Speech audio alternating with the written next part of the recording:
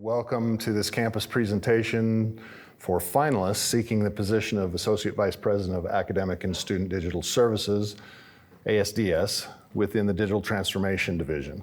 ASDS provides and supports institutional technology focused on academic and student needs in the areas of computing, business intelligence, institutional research, application development, UI/UX design and implementation, classroom technology, and teaching and learning technologies.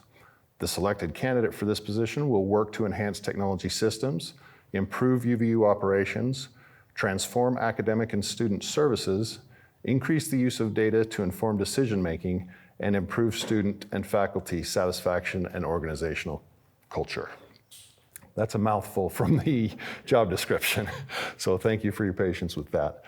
All right, with that role in mind, our presentation today will cover the topic, the role technology can/should play to transform higher education. And presenting for us today is Nathan Gerber. Nathan Gerber is the Director of Web and Mobile Solutions at UVU, where he leads innovative efforts to transform the public and internal UVU web system experiences for students, faculty, staff, and the public. He also leads the team creating the new UVU student mobile app focusing on a student-centered experience, facilitating educational success. Nathan has served as PACE Staff Association President and represented the staff voice in executive leadership councils, UVU Board of Trustees, Faculty Senate, and numerous campus committees. He continues to innovate technology solutions for student success, faculty and classroom support, and assists in creating the transformational culture needed for improved digital experiences. Nathan has a bachelor's degree in computer science and is currently pursuing a master's in management and leadership. Take it away, Nathan. Thanks, Brett. Good morning. How are we? Are we good? All right.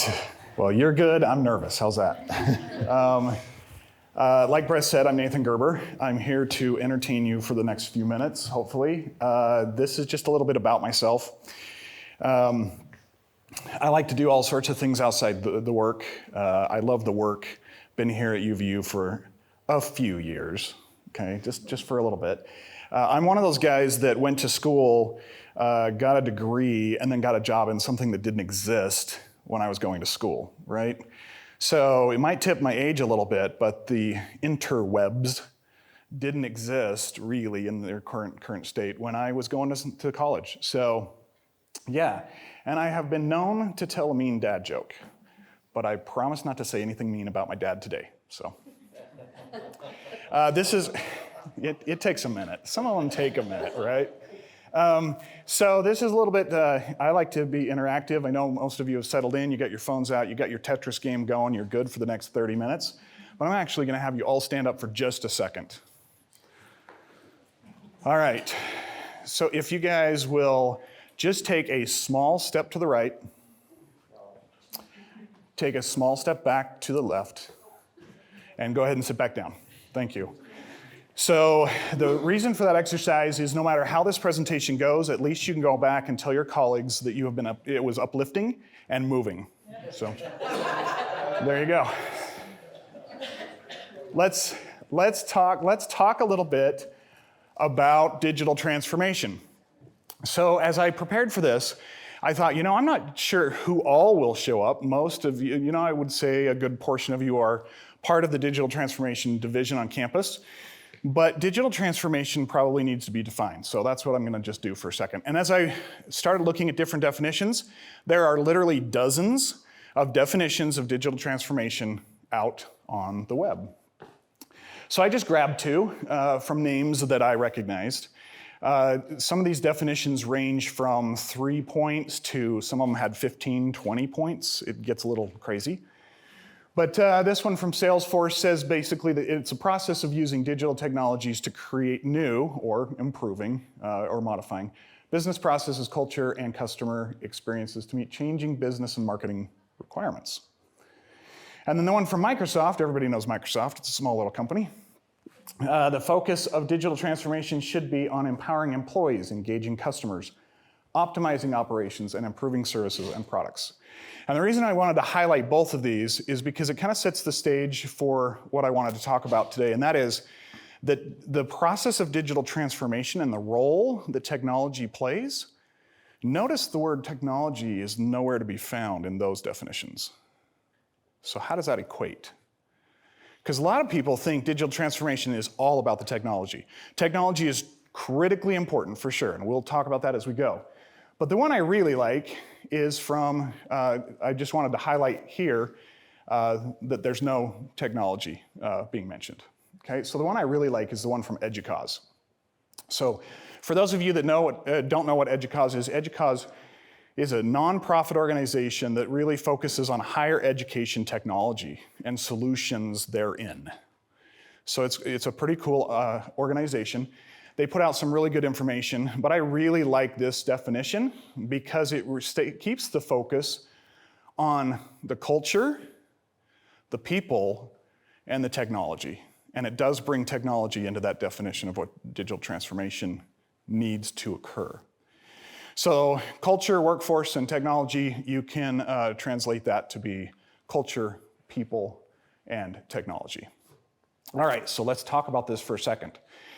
So digital transformation, when we decide to take on digital transformation, the culture of the institution or organization has to recognize that it has to be a comprehensive user experience.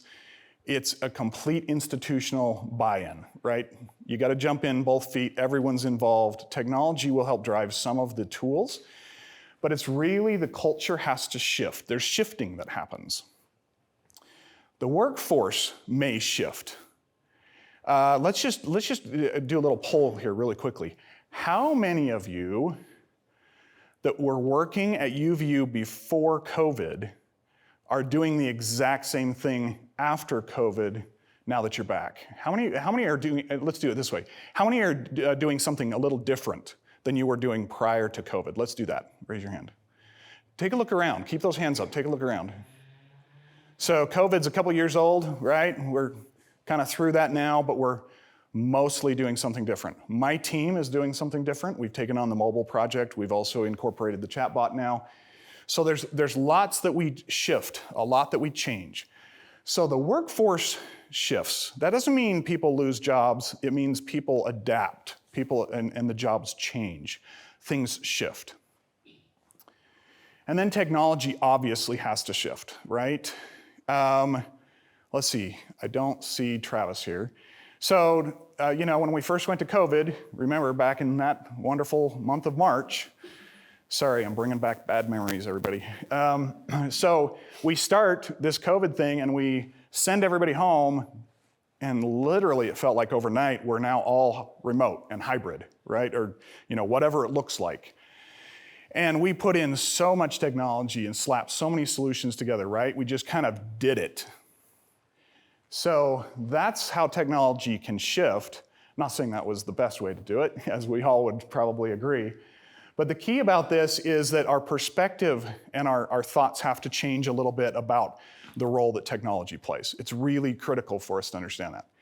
So a couple personal experiences here, talking about culture. So a few years ago, I had an opportunity to hike a small little mountain with my son called Mount Whitney. Anybody know Mount Whitney? California. Dave knows Mount Whitney, right, Dave? Spent a little bit of time on that mountain. Mount Whitney, for those of you that don't know about Mount Whitney, it is the tallest mountain in the 48 contiguous states. So other than Alaska and Hawaii, this is the mountain. Tops out just above 14,500 feet. It gets up there a little bit. It's a little tall. And it takes a bit. So we went up the backside, took us about 5 days. And as we're hiking, I'm taking all these pictures. And we move through some great forests, some great groves of trees, rivers, and everything else. We keep hiking, and then we get into smaller trees, not as much running water, and then we move a little higher. We hike a little bit more. Now you're seeing small shrubs and grass, and then before very long, there's nothing, because you're above the growth line. Nothing grows above a certain altitude. So here we are on the side of Mount Whitney, and I'm taking these pictures, and I get them home, and I'm all excited to show my family. And I'm showing them to my wife, and she's like, oh, yeah, bunch of rocks. Cool. And I'm like, yeah, it doesn't do it justice. And I tried to figure out why. Why does this, I mean, it was just cool to be there. Why does this not portray that? So then I realized it's about perspective. How many of you are in photography? Anybody take photos? It's about perspective, right? It's all about perspective. So my question to you all here is, can you see my son?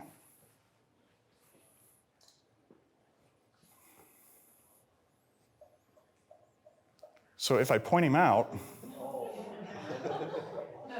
all right, so just by a raise of hands, how many of you did that change your perspective? A little bit, right? So yeah, he's standing right there wondering why is Dad again taking so long to hike this mountain? So shifting our culture really is about the perspective. We have to shift the perspective to make it work. And every one of us are part of that, right? So another little fun little tidbit here is, as we shift that perspective, our eyes are kind of opened, or our minds are kind of open to new ways of doing things, new ways of seeing things, okay? Anybody ever seen this picture before? Okay, several of you. So my question to you, and I'm going to ask you for raise of hands on this one, how many of you can see the young woman? And how many of you can see the old woman? Okay. So there are two pictures here. It's an optical illusion. It's painted that way or drawn that way on purpose. Who cannot see the young or the old woman? Okay, so let me just show you here, because once you see it, okay, so Candida, can I pick on you for a second? Absolutely not. Okay, excellent. So that means I'm going to. I can't see the old woman, I can only see the young. Okay, so you can see the young woman looking away from you, right?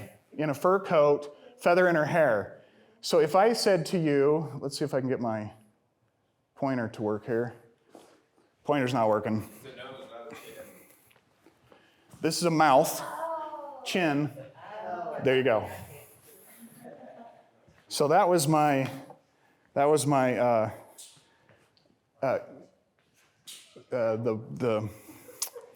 of words. That was my example of the aha moment. And thank you, you actually almost said aha. You said, oh. So once you see it though, now you can always see it, right? Because your mind has shifted, your thoughts about what's happening is shifted, and that's what our culture needs to do. So just a couple of different examples there of how we need to change how we see things. We really need to start to ask some questions, and this is probably preaching to this, the choir in this group, but we really have to ask the questions of, are we truly ready to adopt the changes? Not technology, we're ready to adopt changes, right? Change in the roles we play, change in what we do every day, how we do it every day, those kind of things. And what kind of changes will those have on our work environment? How does that change things, okay?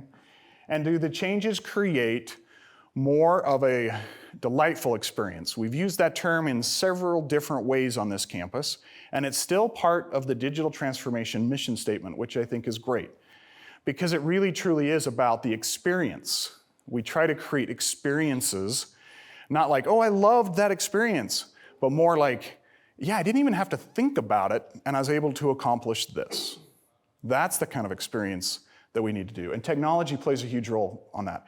COVID showed us that we can do it, but now we just maybe need to do it better with a little more time than we had for COVID, right?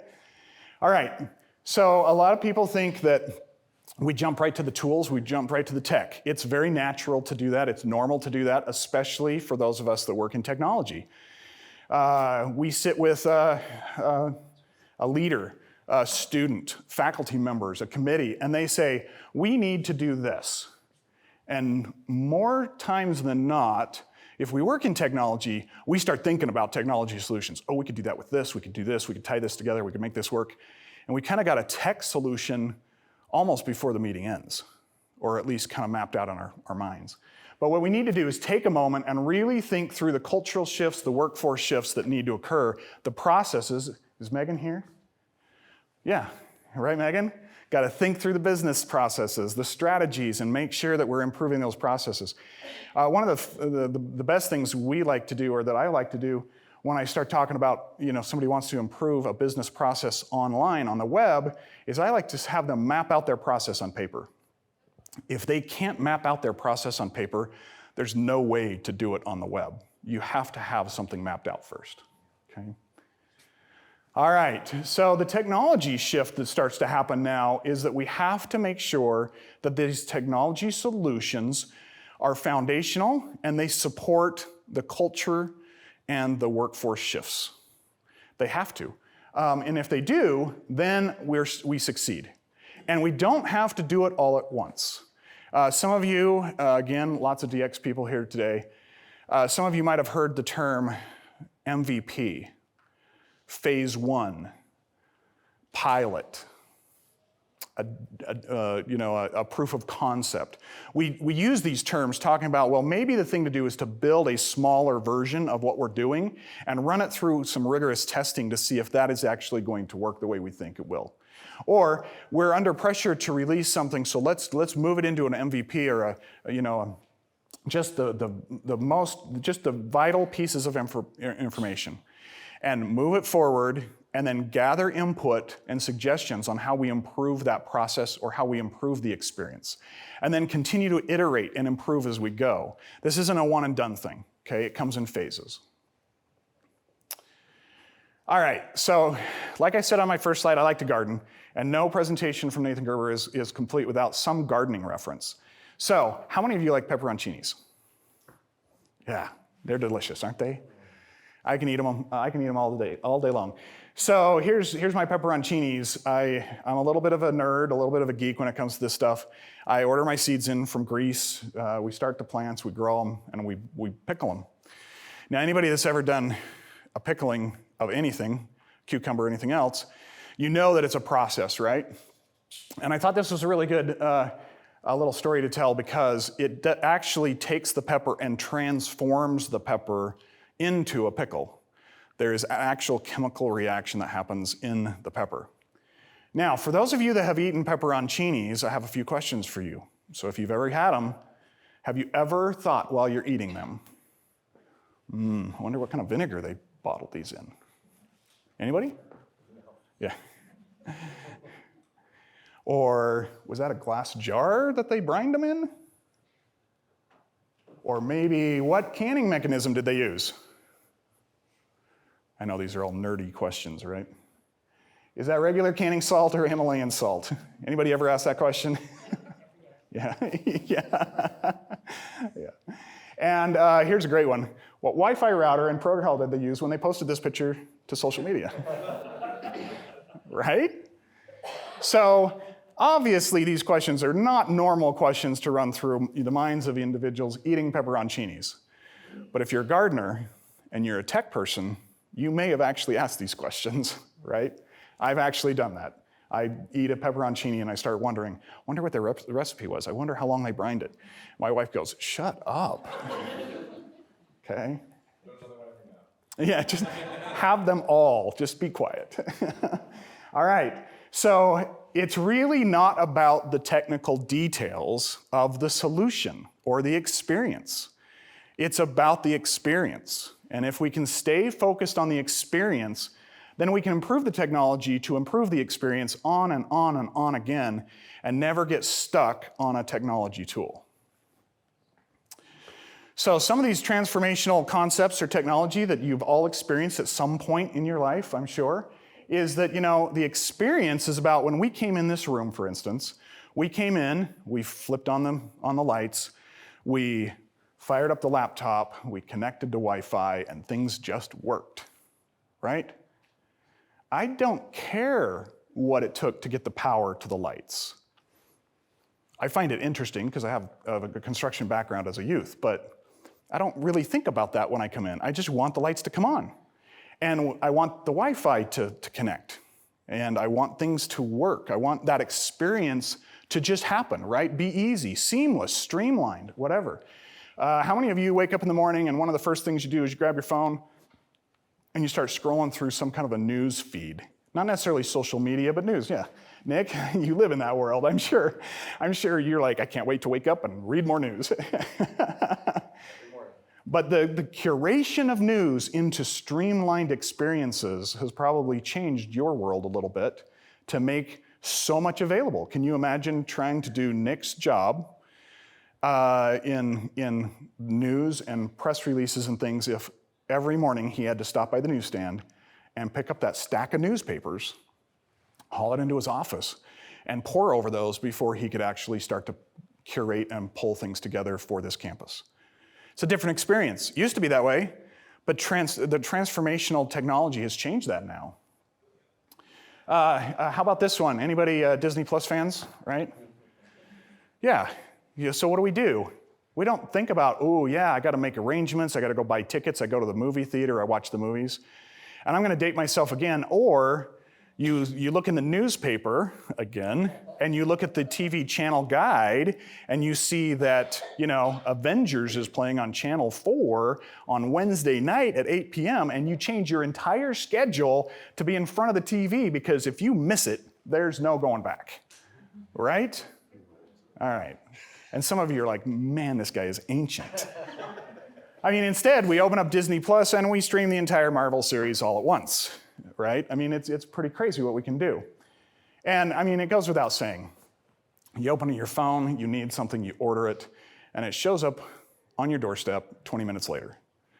I actually love the times where I order something from Amazon and it tells me, it's like 11 o'clock in the morning, and it tells me delivery time is supposed to be 2 to 4 this afternoon.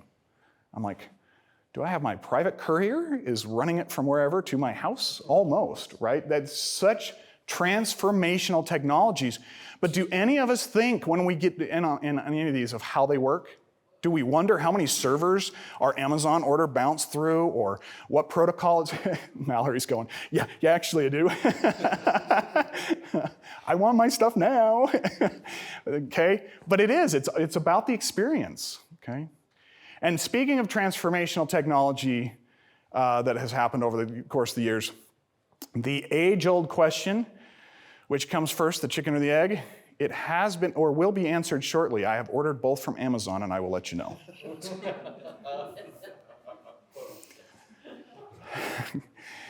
Now, as we do these transformational experiences into things, what we're looking for is on that side of the screen. It's about the experience.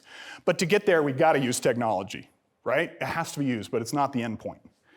So there are steps. Again, this is from EDUCAUSE, but there's steps that we have to think through. There's digitization, there's digitalization, and then there's digital transformation. In some efforts on our campus right now, we're in the digital transformation phase.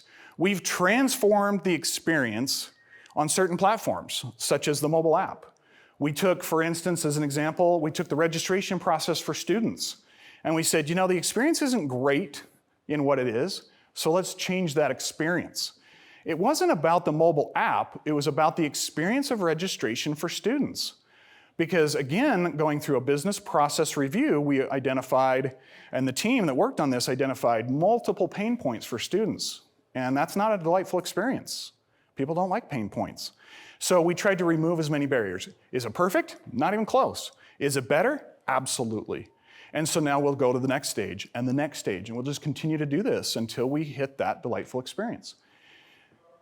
Digitalization, we're doing that on this campus. Digitalization is about the business processes, automating them, streamlining them, making them better, those types of things. Many of us have been involved in those process meetings, trying to find better ways, better solutions to things. But this one here can't be forgotten, digitization.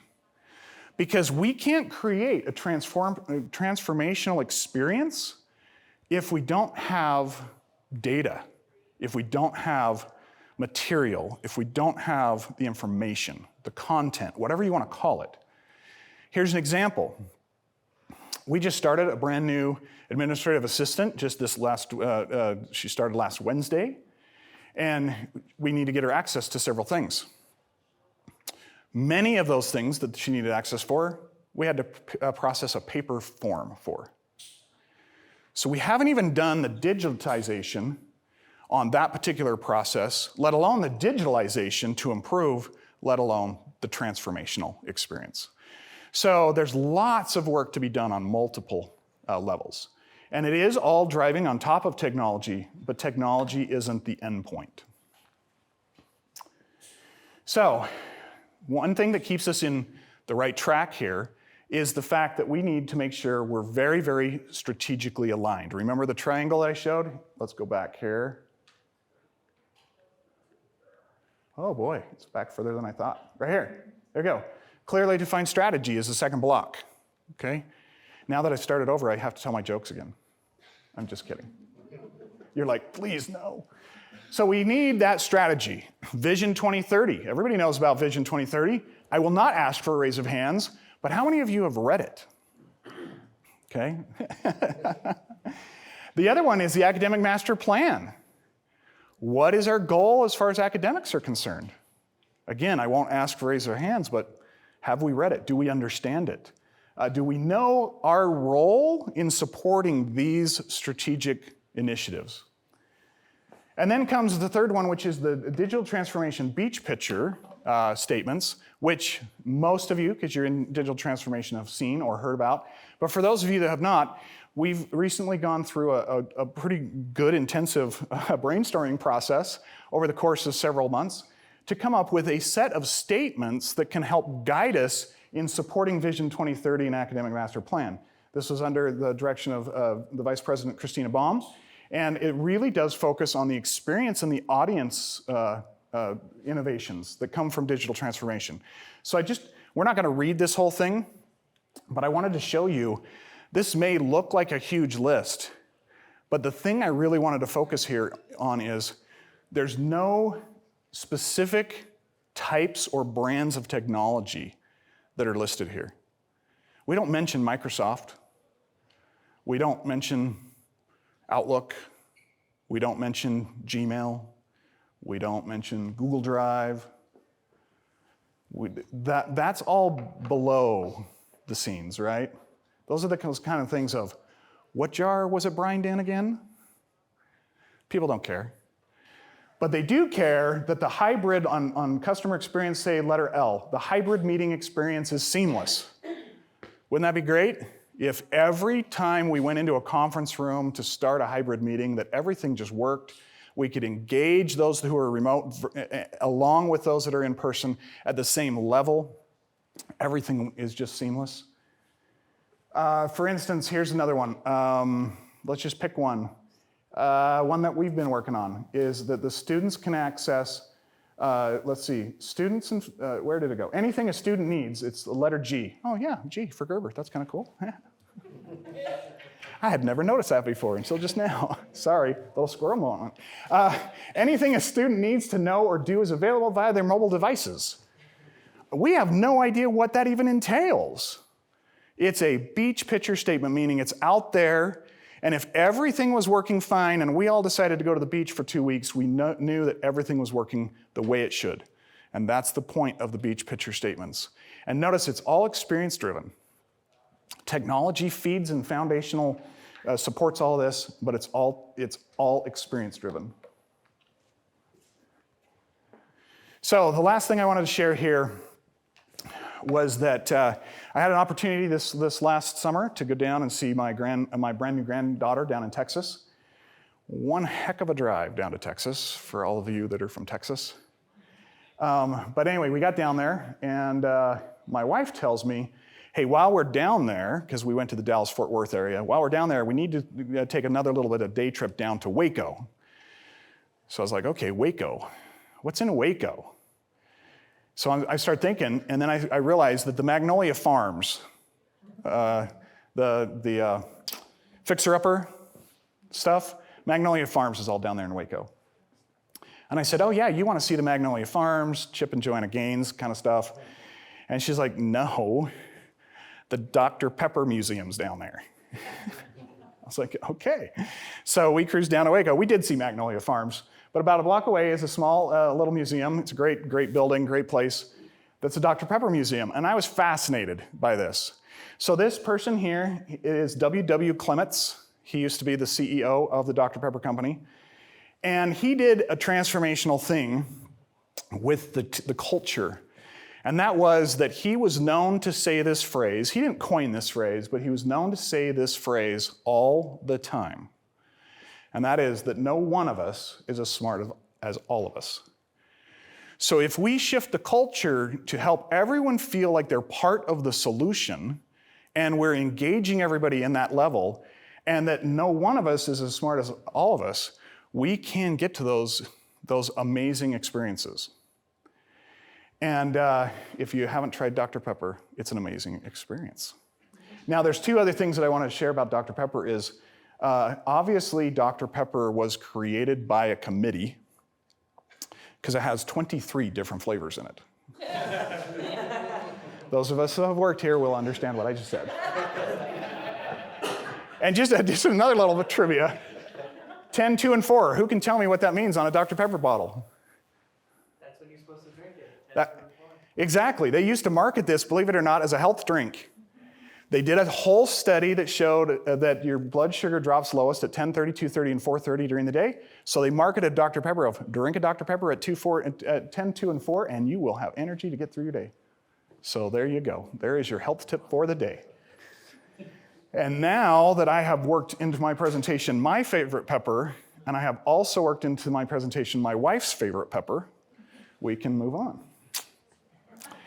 So I just wanted to wrap this up by saying I really appreciate all of you taking time out of your schedules. This week, of all weeks, is an insane week. But I do appreciate the time you've spent with us. I hope I've answered some of your questions and I've hit the mark on what you're looking for, and I look forward to being part of the team. So I think we kick into questions and answers. Yeah, take that just one sec. All right. Thank you very much, Nathan, for your time, effort, and willingness to share your thoughts and views in this presentation. We share your enthusiasm and your hopes for digitally transforming technology in higher ed.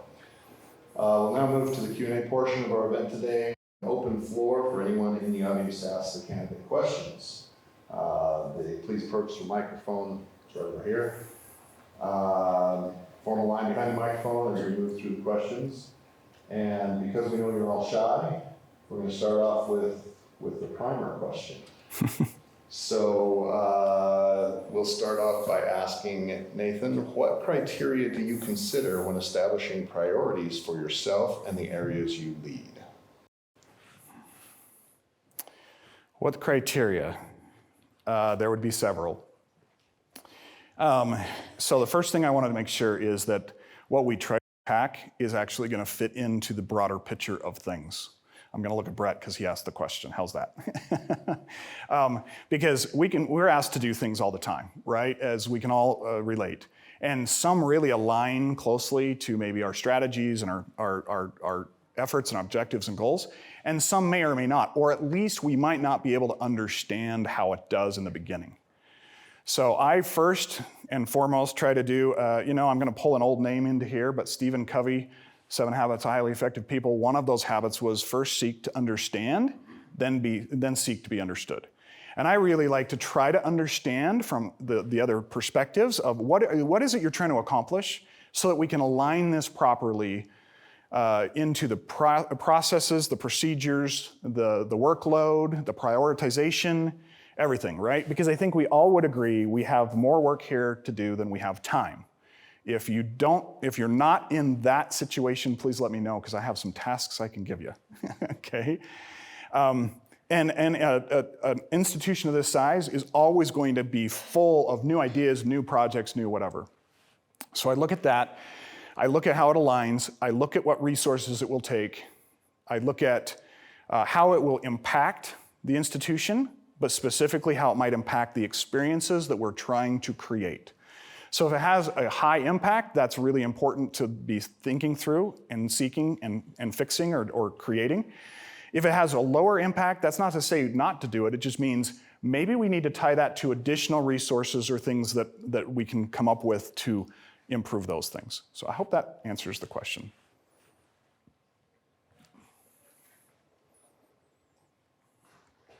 It's the walk to the mic that's the killer, right? Yeah.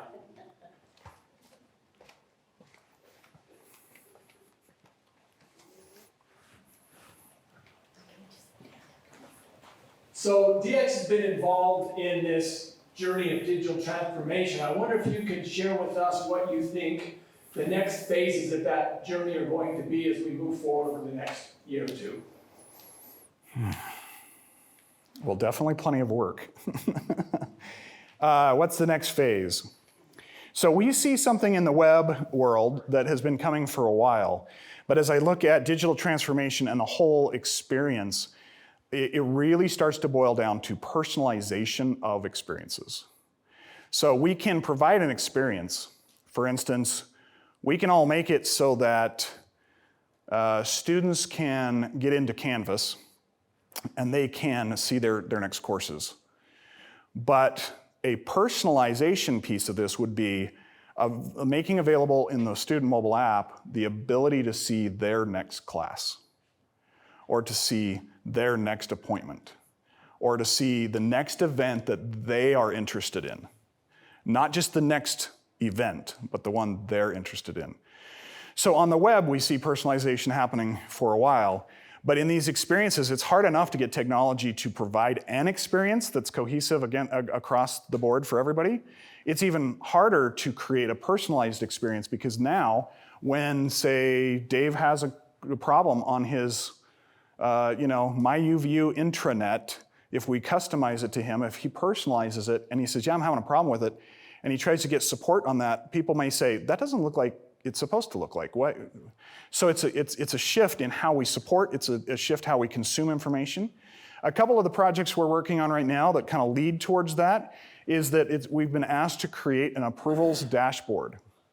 So an approvals dashboard is something that each person on campus would be able to log into MyUView and be able to, in one box, window, screen, whatever you want to call it, see at least notifications of everything that you in your particular role need to approve right now. That could be time cards in TIMS. That could be remote work agreements through Qualtrics. That could be an ePath in the banner system. It could be a budget transfer in the financial system. It could be all sorts of things. Now that I explain that, would that be transformational for some of you? I know Victoria would be like, yeah, right? How many of us chase our approvals in our email? Where was that approval? How do I do that? Where am I supposed to go? So that would be transformational. That's personalization, Dave, going back to your question. We have the data and research, or data and reports dashboard that we're also trying to create with personalization with data, your data, the things you need to be interested in based on your role. So I think that's one answer to multiple, but hopefully that helps. Laura. What role do you see accessibility playing in digital transformation at all levels, culture, people, technology? I see that it plays a bigger and bigger role all the time, as you and I are aware. Accessibility, maybe it's another culture shift. I don't even think it's a technology problem. I think it's a culture shift again. I think we have to accept the fact that accessibility isn't trying to make things available for a smaller group of people. It's literally, it needs to be front of mind on everything we build. And when we say accessible, we have to think about not only the people, but the platforms, the channels, and everything else. So it has to be one of those strategic foundational things we have to think about. That's not necessarily technology, but it's a concept, it's a standard, it's a strategy to make it available to everyone. So. Okay, so going kind of off of what Laura said, and going back to your Dr. Pepper and the 23 flavors. Yes. And the committees here at UVU. There is oftentimes a tendency to get into groupthink, right? Where people are afraid to push back on an idea or a direction. How comfortable are you with being able to articulate whether or not we're going in the right direction, and if we're not going in the right direction, how would you go about providing the information to move the Titanic, if you will? Great question. First of all, I don't like the question, so let's move on. No, just kidding. How would I do that? Well, first of all, going back to my Dr. Pepper slide, right? No one of us is as smart as all of us, so I think there's value in bringing thoughts and ideas together. I don't think that should change. I think that absolutely should continue. In fact, I think we should foster that. That's a great thing to do. But wherever in the process that we need to realize that decisions need to be made, and those decisions need to be made for certain reasons. And I think the most important thing that we could do in this kind of a situation here is to be better at communicating back around through the whole process to let the people know who were giving those ideas what the outcome is, what the decision was, and why. Because if we can have conversations and communication, we can solve that. Or at least we can move it forward a lot. So hopefully that answers the question. Mr. Reed? As you've gone through a number of things for digital transformation, what do you think is one of the largest obstacles, delaying or postponing or challenge within making that digital transformation? The largest? Take the top 3. Okay. There's probably plenty. Well, I have my list of top 27. Can we go there? No, I'm just kidding. More flavors than Dr. Pepper. No, I would think the first one, or probably the first one that comes to mind, is again the culture of higher education.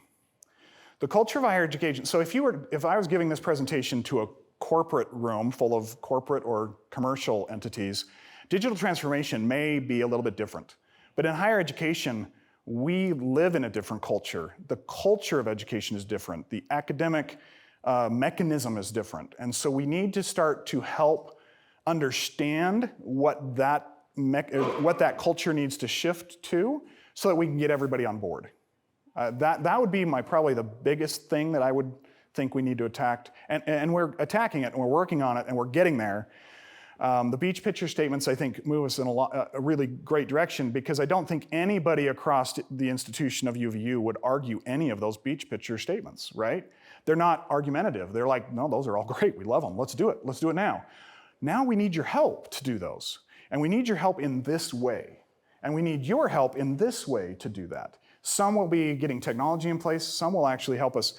Let's get buy-in across campus that this is the most important thing that we're working on right now, and aligning those strategies. So I don't know if that. That's great. Okay. Forward to slide 1. You bet. Okay. Good morning, Nathan. In January of this year, Forbes reported that both enrollment and retention of students has gone down for the past 10 years. People value higher education less and less and less as time goes on. I'm curious to know what role digital transformation you think plays in helping increase enrollment and retention in our students here at UVU. Great question. And we could probably spend 3 hours talking about that, right? But I'll give a couple examples. And again, these are just examples. One of the things that we're working on and we're trying to process map out first is that we have seen that we have a tremendous level of concurrent enrollment students, right? Does anybody know how many concurrent enrollment students we have at UVU out of our 40,000+ students? Almost, I know Tim knows because he works with the data. What is it, 20, let's see. Yeah, there's about, close to 13,000 concurrently enrolled students. Now, if you don't know what concurrent enrollment is, that is current high school students attending their high schools in this area, but that are taking classes at that time that are connected to UVU in some way or form. They're either being taught from UVU, you get credit at UVU, some kind of connection that way. We have 13,000 concurrent enrollment students. But yet we have, I think Spencer Childs told me something like 23% of those actually come to UVU and attend after they graduate. Why? It's because they're not as connected to UVU through whatever means that they don't feel that draw. So one of the things we're working on is in the mobile app, creating a concurrent enrollment experience, almost a gamified experience that as soon as a concurrent enrollment student at Pleasant Grove High School, for instance, my daughter, decides to take a class, She is encouraged to download the UVU student mobile app, and she does. And she chooses in that, I'm a concurrent enrolled student. Great, what's your high school? Gives us a little bit of that information, we got it, boom. So now we know who she is, we know where she's going to school, we know what classes she has. So now, through the data behind the scenes, we can track her progress. We can actually say, did you know, we can ping her every so often and say, did you know that you have X number of classes that you have already taken and you have this many credits? Did you know that you could take this many credits and get this certificate or this degree or whatever? Now, see, I've changed my hat from IT and technology over to marketing, right? We're marketing, we're doing this drip campaign, if you will, to these students. But we make it so that they do things in the app on a regular basis so that it's a natural step next time when they're a senior. All of our messaging is now, hey, have you got your application in at UVU? Because there's a place here for you. And if you do, you have the ability to leverage all of these credits. You move somewhere else, you may lose those transfer credits or whatever else. And we nurture them in, and we bring, even if we could move the needle from 23 to 30% of those concurrent enrollment students, I think the enrollment numbers would be great, but I think Spencer Childs would be over the moon. That's the kind of thing that I think digital transformation can help with our enrollments. I hope that makes sense. Yeah. You had mentioned a few minutes ago about getting buy-in across campus. I'm curious about. Did you agree with that? Yeah, I do agree. Okay, perfect. My question is your communication strategy and how you would approach it. I'm particularly interested in how you might do things differently than current practice and beyond kind of the standard things like post on my UVU or things like that. How would you approach getting buy-in across campus? I'm going to tie that back to one of the other questions that Dave asked about make the communication very personal. Make it personalized, right? Because we can blast communication all day long. We can send emails, we can write memos, we can do all sorts of things. We can post it in Canvas, my UVU, we can print it on nice flyers or whatever and send it home to you. And even after we do all that, I'm going to use the example of open enrollment benefits. Anybody here from HR? People in culture? So I know that even after all of that, and you've been through this process, so you know how many materials we receive about our benefits, right? We still have people that don't sign up for their benefits until the very, very last moment, and they have to kind of go chase them down. So I think it's a personal communication. Nathan, this is what we're doing. This is why we're doing. This is how it might affect you. Those types of things. Now, does that take a lot more time? Sure. Do the messages have to be crafted differently? Yes. But that's the culture shift now. That's how we shift the culture. I don't think there's any magic bullet. I've tried at my house. If anyone else has a better answer, let me know. But we finally got to the point with my kids that the way we communicated change was because I said so, right? You can't do that in an organization like this. You literally have to help people understand what's in it for me, how does it affect me, how can I be involved and help move it forward? So hopefully that helps. Thank you. Yeah. So within ASDS, you have 3 different departments that are responsible for, the architecting, providing access, governing, and leveraging data. Yeah. Right? Do you have any specific thoughts on your vision for what data can do or what you do with data at UVU? Oh, wow. As far as organizational wise, I don't know, but I will tell you this, that the more work I've done in digital transformation, the more we live and die on the access and the readily availability of the data. Not just analytics data, but data. My employment record, my pay stubs, if I was a student, my class schedule, my grades, it's data, just data. And we have to tie the experiences to data to personalize them. And by creating that great, fantastic, delightful experience, whichever word you want to use, that data drives all of that. It is a major mechanism. It's a major muscle artery to the system. And so this concept of a data warehouse, data lake, whatever that we've been talking about, and then endpoints into that data, right? Having the data is one thing, but making it accessible is another one. One of the DX beach picture statements, which you're aware of, is that all data is readily accessible on a self-serve kind of basis. Again, speaking to personalization, speaking to a delightful experience, and just having that there help us make decisions, help us know where we are in the process, and just having things at our fingertips that we need to. That's a real challenge currently in the system. So hopefully that helps. I just got at the end of the line again. Excellent. You have to come back down the stairs. No, I'm just. So in a few months, most of VX is up and moving. Do you have any thoughts on how you would leverage that opportunity of being in a new space? Yeah, so I think the concept of us moving into all into the same building is for a couple of reasons, but one of them I like to focus on is it puts all the digital transformation division together in one large, if I may use the term, think tank. And for us to be able to literally walk down the hall and ping different people or bring people into a delightful hybrid meeting experience that we were talking about, we can really engage that at a level that I don't think we've ever been able to do before. We're a perfect example. We live in the kind of up in the LC, in the marketing world. And the projects that we work on, as much as we try to collaborate with other DX divisions, it's hard. It's hard. And before we were where we are, we were across the street and we had marketing in the alumni house and we were in a little small red house there.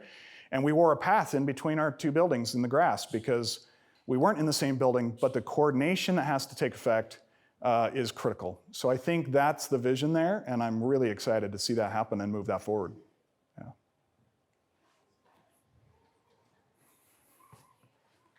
Was that Joe telling me to ask another question? Yeah, I think that's what he meant is just keep it going. I'm pretty sure that's what this means. So one more question, entirely selfish.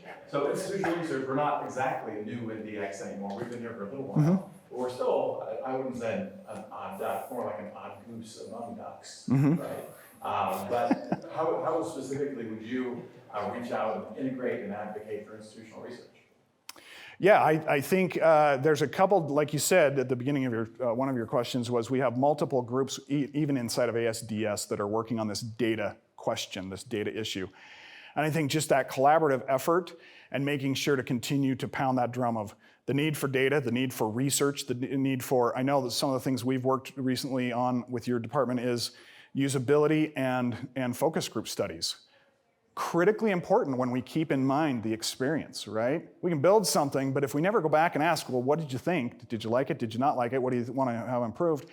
Collect that data, bring it back in, and actually make improvements based on that. That's going to be critical. And that's one example of where IR is going to be just absolutely right there at the top of that food chain. So hopefully that makes sense. Yeah, yeah. Oh man, I'm in trouble now. I've been thinking hard during the whole presentation. What can I ask anything? Favorite color? Green. Airspeed velocity of an undulating swallow? European or African? Okay, very good. Very good. That's it. All right, now the easy question. So you've been here for 28 years. And we all work in different areas, different silos. We all struggle with conscious bias or unconscious bias, and we know we're looking at things from our perspective. We need to see the other perspectives. You showed the picture of the old woman or the young woman. I'm wondering if you saw the third picture in that. And I don't know if there is one, but the point is... I was like, oh man, what did I miss? Yeah, don't flip to it, because I just say, so I guess the question for you, and maybe a little bit of a question for us, how do we break out of that 28-year moment? How do we do things differently? How do we stay fresh? How do we think outside the box? How do we think from our customer perspective rather than just the way we always do things? That's literally the $64 million question, right? It goes back to that culture thing again. But I do think something that we can do better, and that is to help everyone across campus understand that when seeking a better experience or a technological improvement, that their experience matters. So gathering enough data up front before we start talking about a technical solution, I think is a big piece of that. For instance, and I don't know all the details, but let's say, for instance, let's just take one project that we're doing where I'm loosely connected to, the migration of student email from Gmail over to Outlook. And I just saw a bunch of eyes start to twitch on this one, right? We've been talking about this for a while, right? I'm just curious if we've ever asked the students which one works for them. Or have we done a pretty deep survey of information with the faculty to say, we have to choose one, but which one and why? I'm not saying that's the answer, but if we can start there and help the campus understand as a whole that it's their delightful experience, that everything we do is pointed towards that, I think people will start to build that famous word of trust with digital transformation of, we're not just implementing technology and then telling you how you now have to function. We're doing it because of strategic planning, because of feedback we've received, and we're creating an experience for you. Not, we're implementing this technology because we need to make a change. Not that that's what happens, but sometimes that happens. So maybe you kind of answered that, but what's one thing that you will do as an AVP to help change that culture and help shift the thinking that we all kind of get stuck? Okay. Right. So the first thing I would ask is, have we surveyed, have we asked the audience that we're trying to hit here, have we asked them what they need, what their experience needs to be like? Doesn't mean that's what we'll give them. We may not be able to, but at least then we'll know, right? So an example of that we're doing right now is we created a map system in the mobile app. It works. We don't know if it's a great experience. We never asked the students. We're surveying the students now and asking, so how can we improve this? How can we do this better? We should have done that in the beginning, but we didn't. So I think that's what I would do a lot, is to just keep asking that question. Have we asked the audience what their experience needs to be so that we hit the mark, or at least close? I don't know if that helps. Okay, thanks. Quick, Ben. Okay. So this position is basically a middle manager position where you can't make things happen just by decree. Oh, is that what it is? No. Can you share an example where you had to work with disparate groups to make things come together? Oh, yeah, all the time. Every iteration of our web, every iteration of my UVU, every iteration of almost every project, Ben, that we've worked on has a flavor to that. Because we have to bring, again, I've always been really focused on kind of that experience, right? Trying to create a better experience. We've rebuilt the web several times because it's iterative. We just get it better. But when we sit down and we start talking about, hey, we're going to improve the web, like the 23 flavors in Dr. Pepper, there are a lot of people that start to say, oh, I have input. I have valuable input you need to have on this one. And we definitely need to get that input. Like the Jim had asked that question.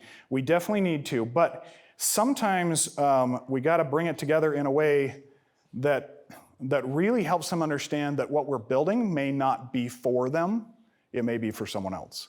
For instance, the public web. Does anybody know the key audience for the public website? Okay, parent. Who else? Prospective students. Yeah, Candida says we have 7, which we do. That's the challenge. But if the primary one is prospective students, so we can get input, but it's really the prospective students that we need to really focus on if that's our audience. If the mobile app is focused on students, it's the students' input that we need to get. And we've got to dovetail that with other administrative initiatives, perspectives, whatever, but we have to keep the focus on that audience to make the best experience. Hopefully that answers your question. I thought it was going to be a budget question, Ben. Is that it? Yeah, we need to cut it off. Thank you very much.